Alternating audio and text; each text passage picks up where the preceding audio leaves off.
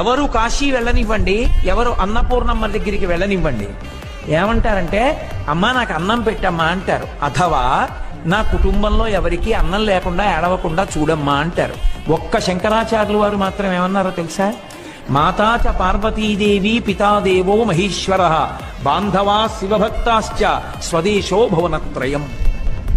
అమ్మా, మా అమ్మ నువ్వే, మా నాన్నగారు శంకరుడు, శివభక్తులందరూ నా కుటుంబం అమ్మా, నా బంధువులు. నా ఇల్లు ఈ మూడు లోకాలు. జ్ఞానవైరాగ్యములు పొందడానికి ఈ శరీరంలో ఉండడానికి కావలసిన అన్నం ఇది. అంటే ఇప్పుడు శంకరాచార్యులు వారు ఎవరికి అన్నం పెట్టమని అడిగారు? మనందరికీ అన్నం పెట్టమని అడిగారు తప్ప నాకు పెట్టమని అడగని వ్యక్తి శంకరులు ఒక్కరే.